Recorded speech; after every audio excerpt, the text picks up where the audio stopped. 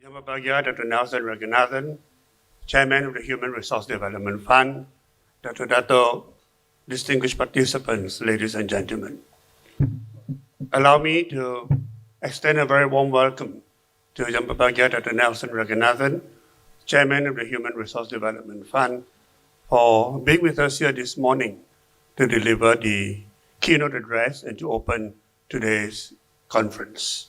I must also thank the previous panel, Dr. Saha, Roni, Sharin, for the very interesting panel that we had earlier, and the sharing of your views have indeed been very useful and enlightening. The government has done a lot to help employers in the country, and I think both PECOSO and HRDF have contributed significantly to employers during this COVID pandemic. And without your assistance, a lot of employers, especially SMEs, will face even greater pressures. Today, we hope to hear from Dato Nelson Renganathan on not just about HRDF, but to share your thoughts, your wide experience in heading educational institutions, and to share your views on leadership and managing people. I think for us today, managing people and human capital development are some of the most important challenges we face in this country as we continue on our transformational journey and continue to transform the economy. It is the quality, the adaptability, the professionalism of our workforce, including their value systems, that will at the end of the day make a big difference to the country. So, Dr. Nelson, since he became chairman of HRDF, has been transforming the organization and have been putting forward many new ideas and new suggestions. I just heard yesterday that you are going to do a rebranding of the HRDF very soon, with the Prime Minister launching a new name for HRDF. And I think all of these are interesting measures that can put human resource development at the forefront of our nation's growth and development. So without any further ado, may I now invite Yang berbahagia Dato Nelson Renganathan to deliver his keynote address. Thank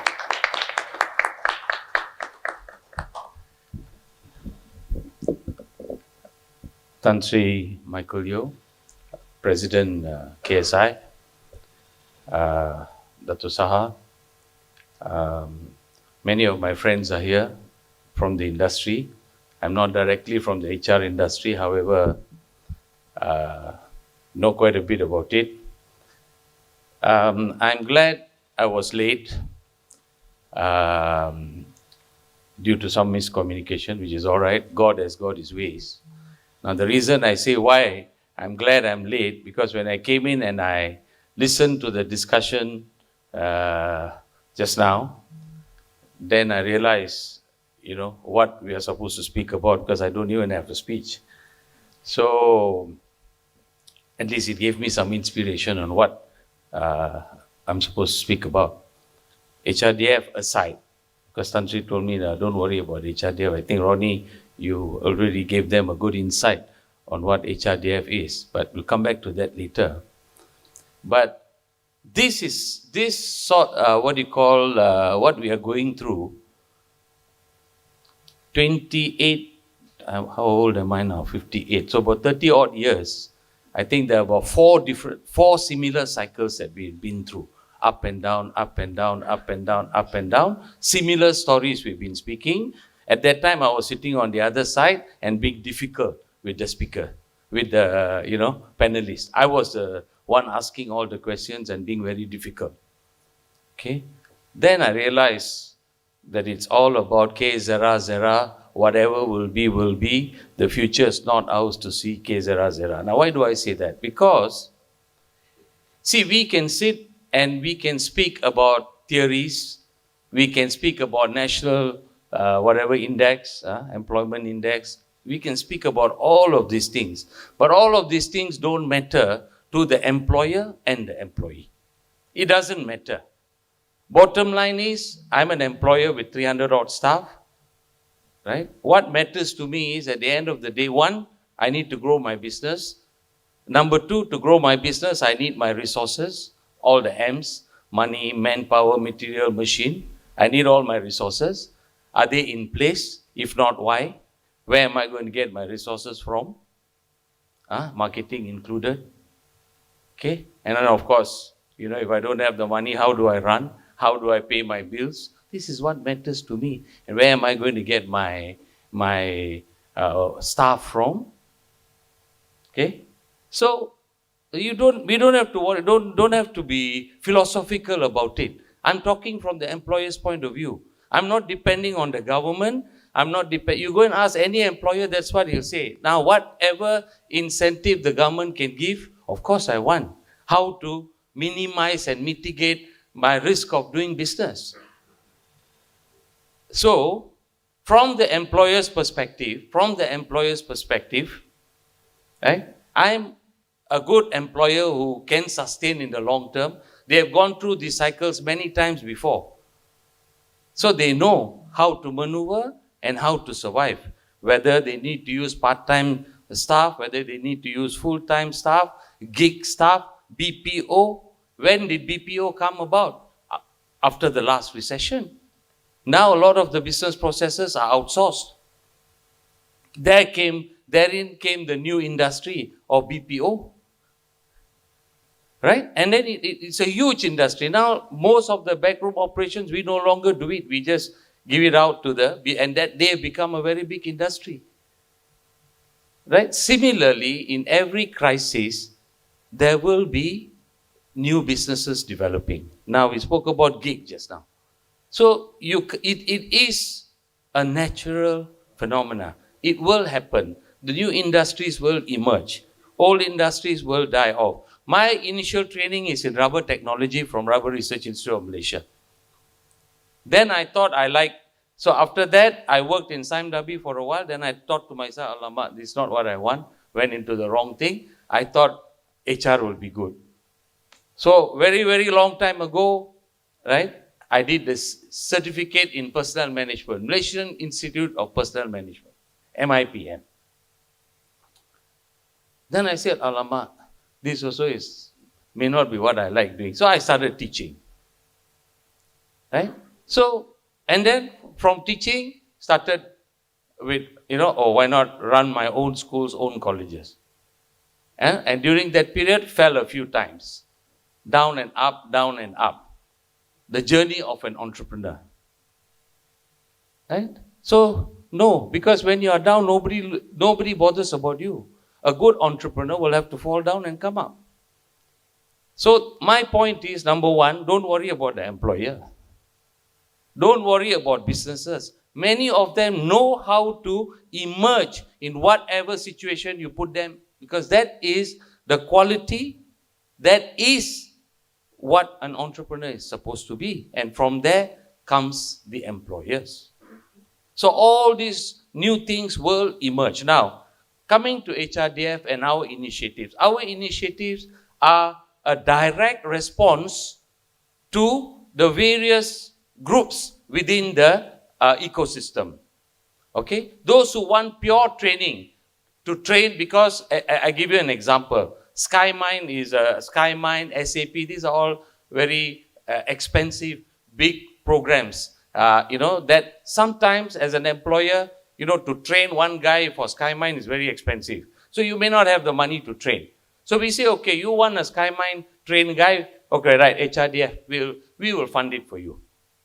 But for every 10 fellas who come and do an assessment for SkyMind, only 2 or 3 will pass. But fine.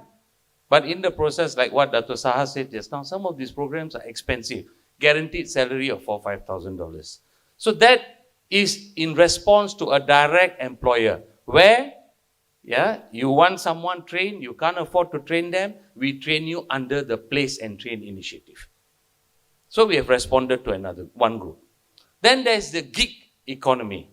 Give you an example. Drone technology. Drone. Okay? On a weekday, like what Dato Saha said, and Ronnie said, a single job may not be enough to sustain myself for now. But what to do? You can't go and tell the employer, increase your salary. I'm on both sides now. So I empathize. with the employer as well. You ask him to go and increase his wage. If his bottom line, he cannot sustain how to increase the wage. But at least I can provide the flexibility for the employer, right, to go and allow his employee to supplement his income, provided it's not in conflict with what he's doing. So gig is an example. So if you look at the drone technology, on the weekends, these guys actually, they learn about the drone and they take their drone and they go and take photos of this and that, and they make some part-time income. Some of them do it as a full-time thing. So we provide this as part of the new gig economy. We fund training on how to use drone technology. That's an example under the gig. IR 4.0, everybody speaks about, but nobody knows what it is. At least I'm being honest. Because even if you look at gig and IR 4.0, it's also overlapping. Right? But okay. One example would be the use of medical equipment in hospitals. Okay? All the latest digital equipment in the hospitals. Virtual reality, for example. Okay? Training in these areas also can be very expensive. Okay? So HRDF says, okay, this is one area we can look at. Okay, that is the IR 4.0 initiative. Right? And then what else we have? Two other initiatives? SME, right? Again, SME, two categories. Right? Now you want to start a business. Just now we talked about women in employment. Okay, this is purely women's, I must be very careful, find the right word. This was a training specifically. The women asked for it and it was all women. This is making curry puffs. Okay, what happened was, so there's someone who came and said, okay, this particular curry puff is very, famous, right? And there's a lot of demand for the curry puff and they don't have enough people to make it. So they just want to train housewives, and there were about 30 people wanting to get that training, how to make that particular curry puff exactly the way it's supposed to be, and then they will make it. They will buy the ingredients and make, and these guys guaranteed buyback from them. Right? But what they need is they need to train. It takes about 2 to 3 days, the art of making this curry puff to the way it's supposed to be. So, can you help us? 2,000 something or what? But to train about 20 or 30 of them. And then they become entrepreneurs in a small sense of the word. So they'll make their curry puff, 100 pieces, 200 pieces, and this main wholesaler or whatever you call them will come and buy, and then they will distribute. So the housewives are able to work from home with these little skills that they have. Of course, tailoring and all was something that has always been there. Okay, this is to create, small-time entrepreneurs. That's another initiative. So every one of our initiatives, we roughly know what it is. Okay, of course, there are people who come and tell us, hey, listen, I want, for example, automobile training. Okay, you do general automobile training, we can understand. But you go and bring a particular kind of car, right? And then you want us to pay for your the mechanic to work on that car. That's not our job. The manufacturer should train you first. Generic training we can provide. So under such circumstances, why should we pay to train someone for the technology for that when the main supplier should be the one who's providing the training first, at least in the first instance. Follow-up training, CPD, we can provide, but not that. So we are very clear about what we do and what we don't. Right? So in one sense, we are supporting, of course, HRDF, we are supporting in two ways. We say, don't worry, 6 months, don't need to pay levy. Right? Even if you don't pay levy, no worries, you want training, come. And then this Penjana training doesn't involve only levy payers. You don't pay levy also, you're entitled to your, training grants. You don't have to be a levy contributor. right? So we have given you 6 months exemption. At the same time, you don't have to be a levy contributor, yeah, to get our to participate in the Penjana initiatives. So from that point of view, how are we supporting the employer? We are saying, listen, I know it's expensive to get your staff trained, all right? So what do you call it? Come and meet with us, and we'll help you train your staff. But the outcomes must be very clear. If it is jobs, placement, right? If it is gig, we want to be very clear what the gig is about. If you talk about SME, we want to know exactly what you are talking about. So we don't want to waste government's money on providing training that leads to nowhere. That's something we are not going to do under my leadership. And if anyone is doing that, please let us know. Whistle blow, we will take action. Okay, but these are things of the past that we are not going to do, or we are not going to continue. Okay, everything that we do, and we are doing a tracer study to make sure that we know every one of them that we train, where are they, what they are doing, and from this tracer study, all future training that you attend will be captured. Of course, I think we can only launch it in January next year, but this is another initiative that we are carrying out. But anyway, coming back to this, so from the point of view of what HRDF SOCSO, I think Dato Saha has already briefed very clearly. And then from HRDF's point of view, this is what we are doing. We are supporting the employer. We are supplementing and complementing what you're already doing. In this difficult time, we help you in a small way to provide the training that is required to get your, reskilling, right? Some of your, now we have got companies, they say, hey, listen, we don't have enough money, and if we don't retrain these guys, we may have to end up letting them go. Can you help us with the retraining, move them to another subsidiary, another company, another division, and so on? Reskilling, possible. Okay, upskilling. Okay, if you say, listen, we need to upskill some of our staff, and once we upskill, now you upskill them for what? You upskill them, one, to prevent them from losing their job. Number two, to give them something better in terms of promotion and some increase in their salary. So you just reskill for nothing, your upskill for nothing is also no point. It must lead to something. The objectives are very clear. Ronnie, I'm sure you guys are checking on it clearly. Otherwise, what upskilling?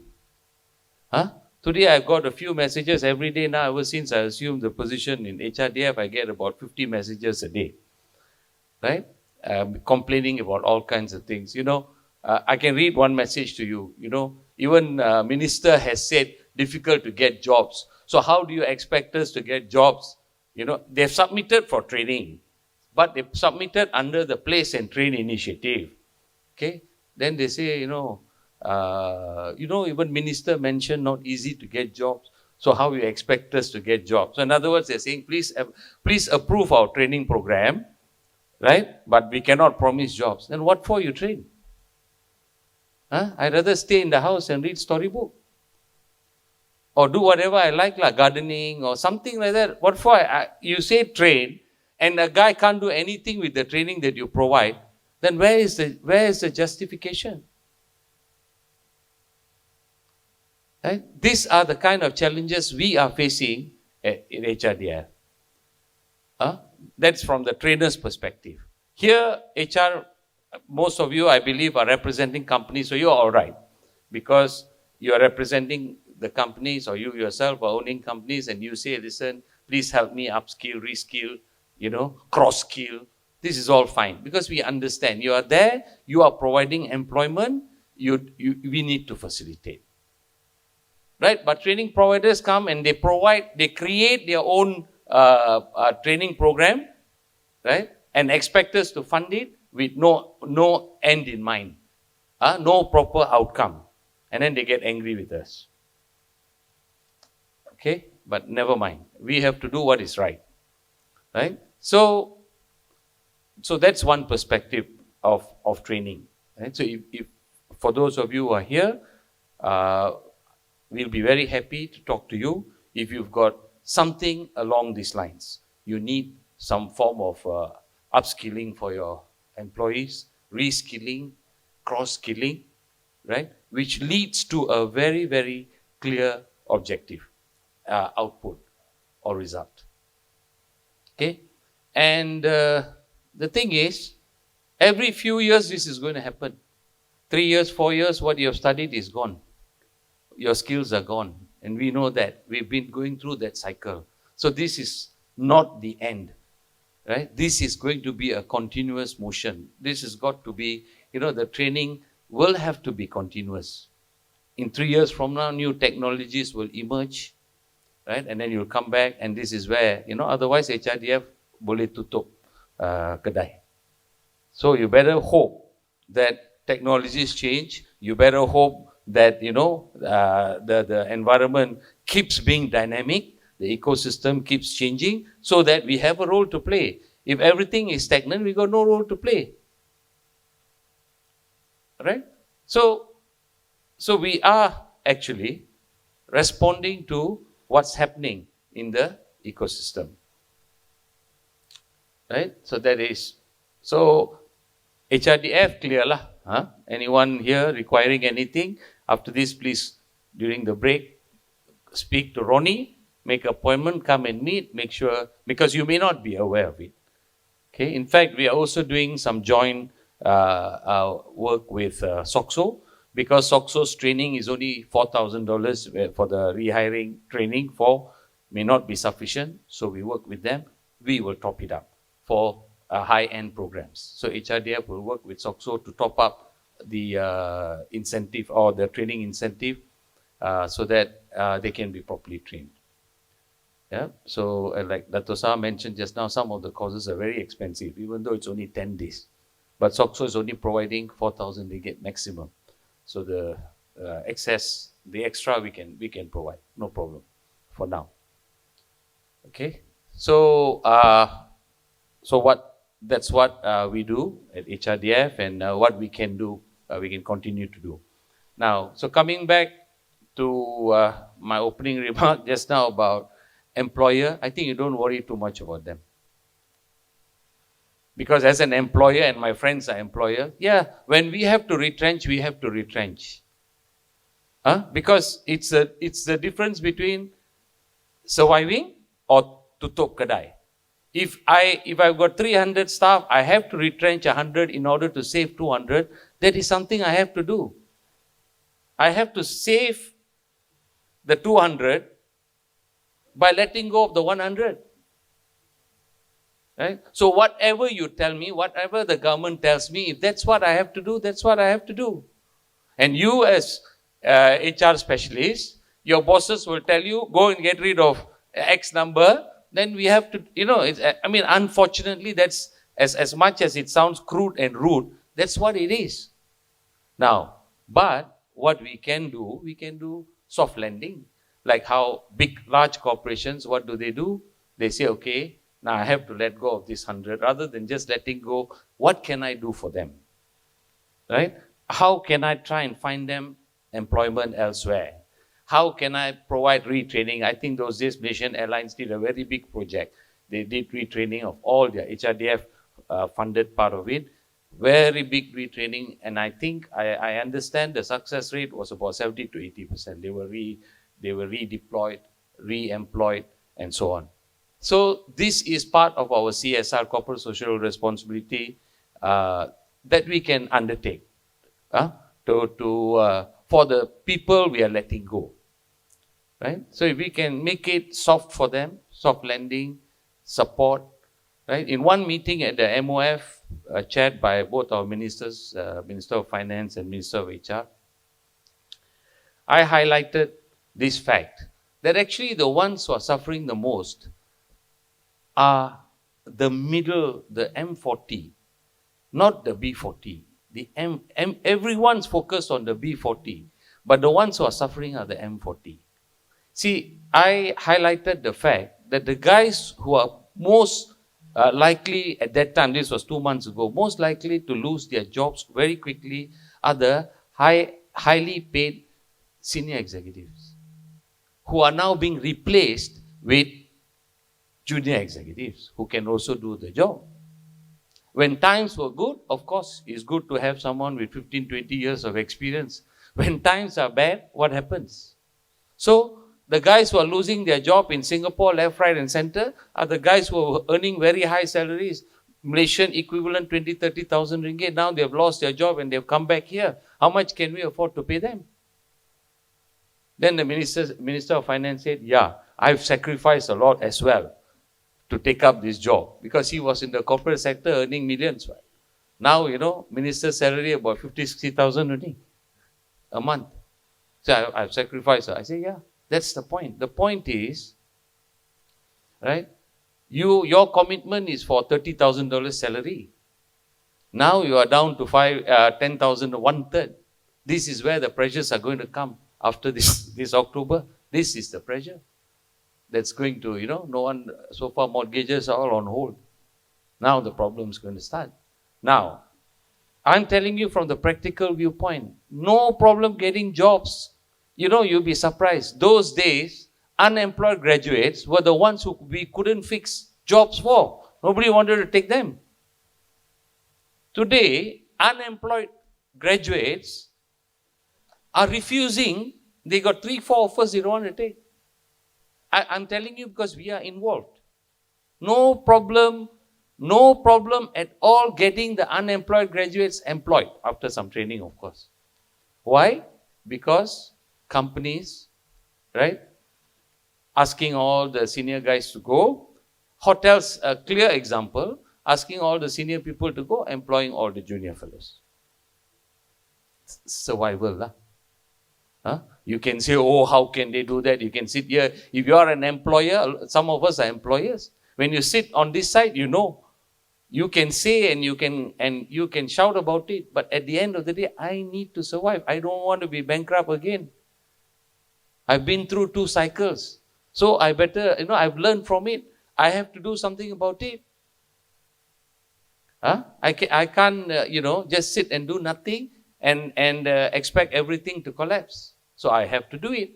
Air Asia did it. Of course, all got very angry. Poor guy, one guy even committed suicide, one pilot. Air Asia pilot. I mean, these are all nothing. It's not a secret. It's a fact.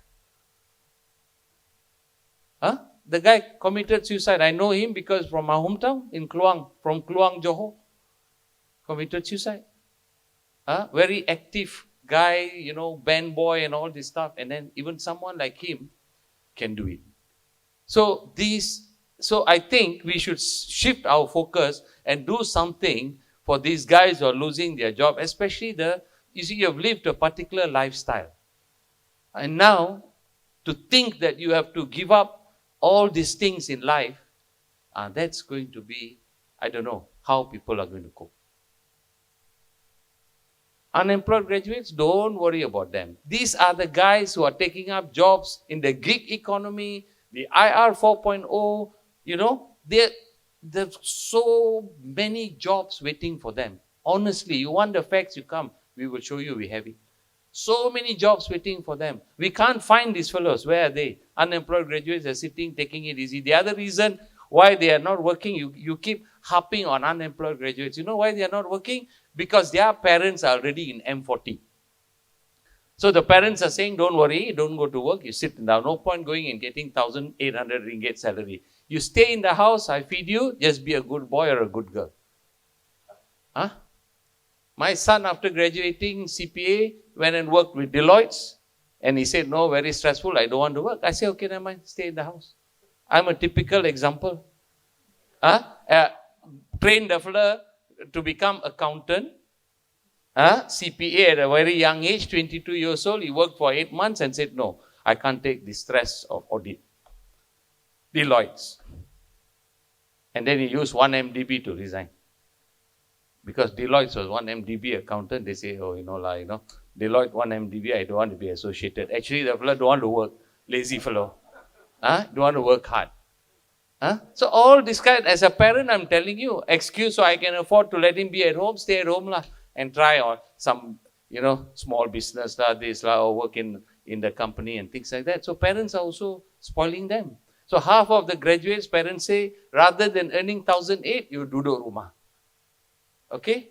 So like in the US, your degree means nothing. What? Degree is just social studies. You go and study, you come back, then you decide what you want to do. After that, then you decide at postgraduate level to specialize. So that's what we have become. So, trust me, don't worry about unemployed graduates. Because we know the facts and the figures. I've also scolded some universities. Why? Because they come and say, oh, we want to train 5,000 of our graduates graduating. We want to give them new skills. I say, you had them for 3 years. You cannot provide the skill. Now, just because we got Punjana, you want to take our money and add some more skills. I say, forget it. Go and ask some other chairman. Because definitely I'm not going to support. You want to be angry with me? Never mind. How come you kept them for 3 years? You should give them, make them job ready. Ask the employer what they want. Provide the training in the last, at least you provide in the last semester. You say some technical skills come and require government support to do it. Now you graduated them, habis, they got your degree, now you want money from us to give them training. Come on. I say you use your expertise. If your university is expert in one particular area, you use that expertise to train graduates from some other university because you are the expert in this area. For example, hospitality.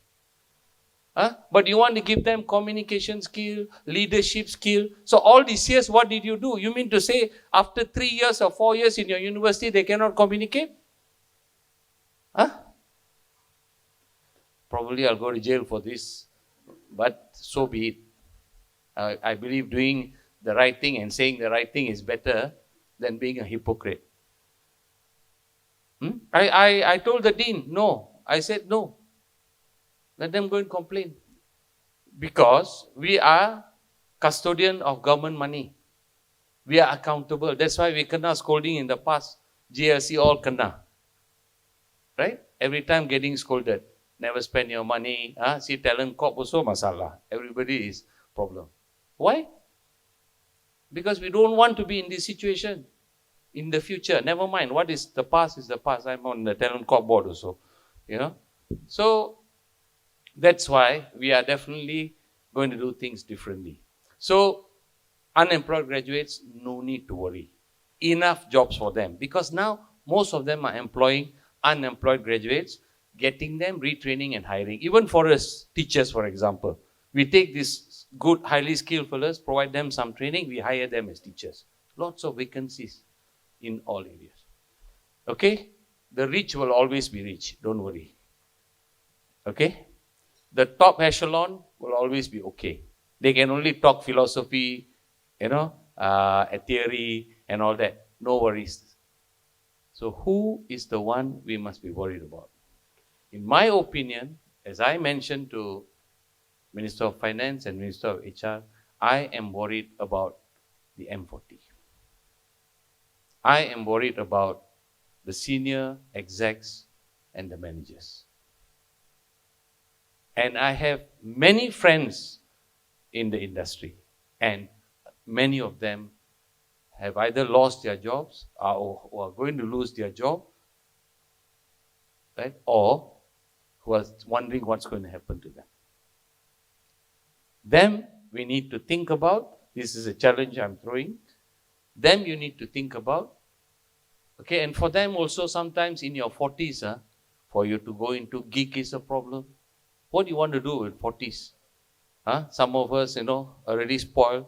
Company gave you car, driver, BM5 series, driver and all that. Suddenly all taken away. And you never even thought of buying a car for yourself. Maybe your wife has got, one car. Now after you lose your job and you lose your car and your driver, you want to pinjam your wife's car, also problem. That's when conflict will start. I mean, it happened to me, so I don't mind sharing. That time you say, oh, then how, you're not working, I need to go to work, you want car for what? Stay in the house lah. But how to go look for a job? If I don't go out, I drop you lah. In your office, I take the car. No, then after I want to go out for lunch, no car. That time, no, got no Grab. I'm talking about 20 years ago story. So all this is going to repeat. All this is going to be a problem. All this is going to cause stress. This is something we need to worry about. Unfortunately, this is not the role of HRDF. Okay? HRDF, no problem. We are very clear about what we are going to do.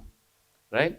But Tan Sri told me just now, hey, listen, Dato Nelson, you've got experience in all these other areas, so don't talk about HRDF too much because Ronnie already spoke. Speak about other things. That's why I'm taking the cue from Tan Sri and I'm speaking about this. Otherwise, you'll be wondering, what the hell, you are supposed to be here representing HRDF and then you're talking about all this. But that's because the boss said, speak. So I'm speaking a little bit. So from another point of view, if we need to look at through institutions like KSI and so on, we need to look at some strategies to help this group of people who are used to a particular lifestyle, who might be put out there not knowing what to do. So probably we need to create some kind of forum to help them, right? You see, if you look at it, B40 unemployed graduates, there's enough forum for them, right? But has anyone spoken about the M40, who soon might be falling down to either the B40 or the borderline category? T20, no need to worry, right? But the M40 and, as I said, the executives, senior executives, managers in this category who might end up losing their job, what do we do for them? So also to Ronnie, right? Are there things that we can do for them from HRDF's point of view? Are there programs that we can create for them? And also our gig and so on, right? What aspect of it can be used for them? Because it's very difficult once you're in your 40s to restart. Very, very difficult. Okay? But the problem with our society, if you look at the Filipinos, Indians to some extent, okay, they are explorers. They will go wherever you want them to. You send them, you go to South Africa, mostly Indians. You go to Nigeria now, so many Chinese. Filipinos, no need to say, they are all over the world. You ask Malaysians to move from Klang to Puchong, also they don't want. Why? Because my staff, I want to transfer them from Klang to Puchong, they don't want. Because they're already in Klang, got Bakute, got Tose, everything. They don't even want to move from Klang to Puchong. What more from Malaysia to Laos and Vietnam, where the opening is for schools and so on, for good teachers, is just immense. Okay? Our Minister of HR is just about to sign an agreement with Japan. Okay? Japan, in fact, we were not on the list, but now they're giving us, after some lobbying, they're giving us 100,000 jobs. Okay? In all categories, from the lowest to the highest, 100,000 jobs. And there are 13 countries. So we are country number 13th. I hope it's lucky and not unlucky. Now why? Because we lobbied to get in. So we became number 13. So there are 13 countries, right, that have been appointed or being given. They're only taking employees from these 13 countries. The problem, however, is you must know Japanese. So that's something HRDF and Talent Corp we are working on to provide this training. First, you got to do your Japanese, and then you got to do your certain skills. They've got different skill sets, so you need to sit for assessment. Before you can do that, you got to do your Japanese first. Now, of course, the young guys, they'll be quite ready to go. But there are jobs, very expensive jobs. That means they pay you very high salaries, very high engineers and others, right? So you got to retrain them, you got to do all of this to give them the opportunity to go to Japan. There's huge opportunities in Japan. Of course, it's not that easy, the challenge of having to, study Japanese and so on. Now, the question is, how many of them are willing to take the challenge? Because of our mindset, the Malaysian mindset. We are so comfortable in our current environment. We keep, just now when they're talking about wages, our wage increase, our wage increase, our wage. Okay, yes, I mean, if we all can do as employers, if we can increase the wage, why not? We want to keep our employees happy as well. But if you can't, what option do you have? Right? So, but for the individual, you want to be a high income earner, explore. Go somewhere else. Because as an educator, if you go to Laos, Cambodia, Vietnam, you are still classified as an expat and you earn expat salary. You earn in US dollar. So the opportunity is there. Right? So the problem is our mindset. Are we ready to accept it? Okay? So these are some of the, I'm sharing with you some of the experience, my own experience in the industry. So we have to start educating them to look at, this going out of the country.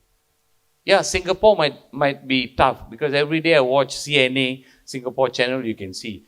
In Parliament, they are whacking the government left, right and center about hiring foreigners, professionals. Every day they are whacking in Parliament now, session is going on in Singapore. They say you are hiring, they're giving statistics. So many foreigners are working as professional jobs, everybody understand that at the lower end, you got no choice. Everyone understands that. But at the top end, they say, why are you hiring foreigners? No need. Our guys are, good enough and so on. So this thing is going on. The debate is going on in Singapore. So Singapore is going to be tough moving forward. So now we need to go elsewhere. Right? Even Thailand. Right? So we need to go elsewhere. Even Indonesia. Indonesia is opening up. It's the other way around now. Indonesia is opening up. And they want skills, our kind of skills. Right? So we have to export, our professionals overseas moving forward, talent corp. This is one of the things we need to rethink again and look at exporting our talents. At one time, we wanted to bring back our talent, but kalau tak cukup kerja sini, kalau tak ada kerja, macam mana nak suruh dia orang balik? Lebih baik duduk sana, hantar lagi.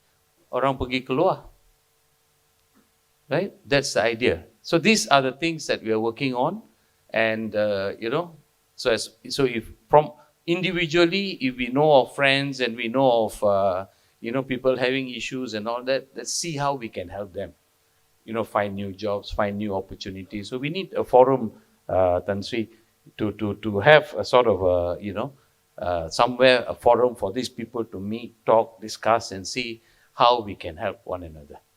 Right? With that, I'd like to take this opportunity to thank Tan Sri and for all the distinguished guests and distinguished attendees for giving us, HRDF, the opportunity to speak, and for me also to share a little bit of my own personal experience. I hope I didn't go out of line, but if I had, apologies.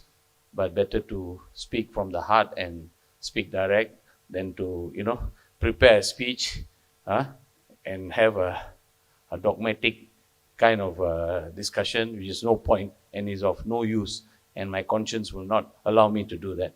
So with that, thank you. And I wish that you would have a wonderful remaining seminar. Thank you.